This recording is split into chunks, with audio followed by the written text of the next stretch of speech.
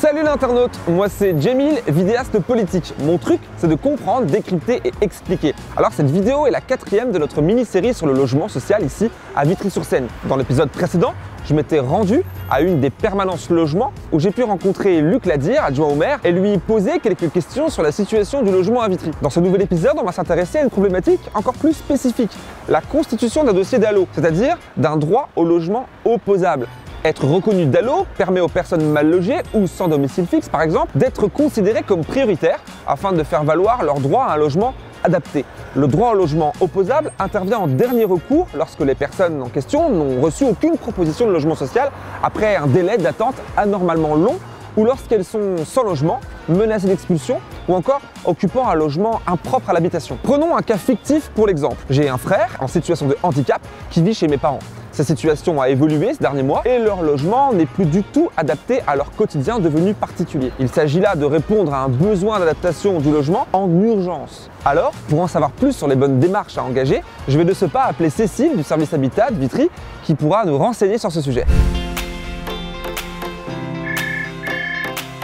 Bonjour Cécile. Bonjour Jamil. Alors voilà, j'ai une question concernant la réhabilitation ou plutôt l'adaptation d'un logement d'une personne en situation de handicap. Comment ça se passe et vers qui se diriger? Alors tout va dépendre du type de bien dans lequel vous habitez. Si vous êtes propriétaire ou locataire dans le parc privé, il faut vous renseigner directement auprès de l'Agence nationale de l'habitat qui va vous aider à constituer votre dossier pour une aide financière. Et si je suis locataire du parc social? Alors si vous êtes locataire dans le parc social, il faut s'adresser directement au bailleur qui fera une évaluation de votre logement qui permettra de constituer un dossier qui recensera les besoins pour adapter votre logement et vous apportera des solutions financières et techniques. À savoir que certains travaux d'adaptation de logement peuvent être pris directement en charge à 100% par le bailleur et vous pouvez également vous faire accompagner par le Centre communal d'action sociale, le CCAS. Est-ce qu'on a la possibilité de retrouver tout ça en ligne? Oui, bien sûr, toutes ces informations sont disponibles sur le site Vitry 94, rubrique handicap. Eh bien, merci beaucoup Cécile pour toutes ces infos. Je vais de ce pas appeler le CCAS du coup pour prendre rendez-vous. Ça marche Jamil, bonne journée. Merci, à bientôt. Bonjour, c'est Jamil. Bonjour Jamil. Ce serait pour prendre rendez-vous? Coup de chance, il y a de la place aujourd'hui, vous pouvez passer dès maintenant. Bah parfait, j'arrive tout de suite. Merci beaucoup. Merci, à tout de suite. Magie du montage, me voici face à Gwenaëlle au CCAS. Et oui, bienvenue Jamil au CCAS de la ville de Vitry. Donc comme on l'a vu dans le premier vlog, la demande de logement est la même pour tous. Elle est unique et régionale et elle se fait avec les collègues du service Habitat. Après, pour les personnes qui sont en situation de handicap, il y a un formulaire spécifique qui doit être complété de manière à ce que leurs besoins puissent être pris en compte dans la demande de logement. C'est bien ce que je pensais, mais plus précisément, quelles sont les démarches à suivre en ce qui concerne les aides et les dispositifs plus précis autour des personnes en situation de handicap justement? Alors, pour les locataires, quoi qu'il arrive, l'accord du bailleur est obligatoire. Dans certains cas, le bailleur peut prendre en charge la totalité du montant des travaux. Donc ça, c'est à définir avec lui. Après, si vraiment c'est pas possible, il y a plusieurs structures qui peuvent vous aider, vous accompagner pour monter des plans de financement, un accompagnement technique. Donc ça va passer par l'espace autonomie ou alors par un accompagnement aussi par la MDPH. Donc comme je vous disais, ça peut être un accompagnement tant sur le plan financier que sur le plan technique avec pourquoi pas dans certaines situations l'intervention même d'ergothérapeutes qui peuvent se déplacer.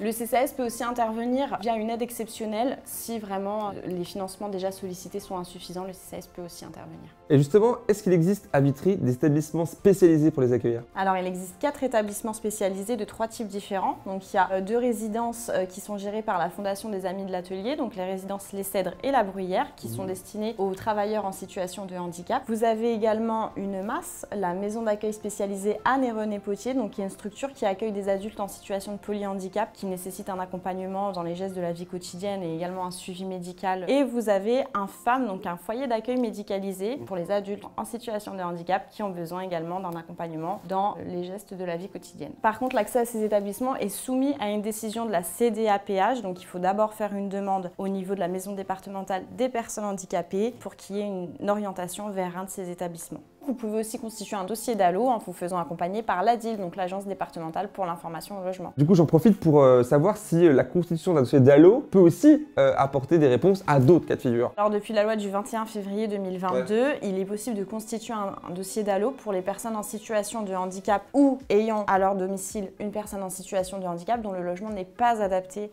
à leur handicap. Tout à fait.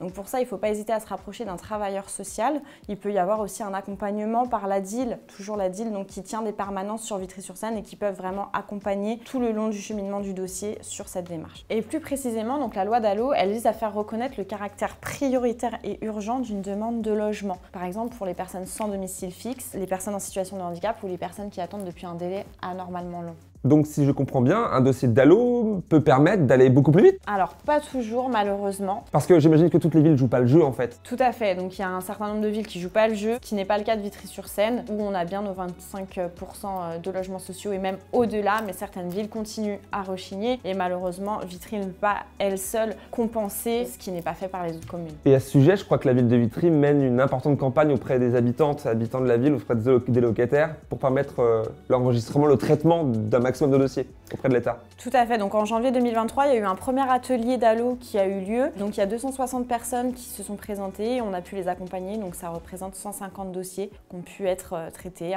sur lesquels on a pu les accompagner dans leur démarche sur le DALO et il y aura un prochain atelier qui aura lieu au printemps prochain. Parfait, merci avec toutes les informations, je pense qu'on est bien armés pour aller à la conquête du DALO et comprendre comment tout ça fonctionne. Merci beaucoup. Avec plaisir. Merci.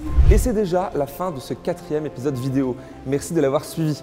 Retrouvez les informations et liens utiles afin de contacter les services publics dont on a parlé aujourd'hui, ici, ainsi que pour déposer votre dossier DALO, juste sous cette vidéo, dans la barre de description.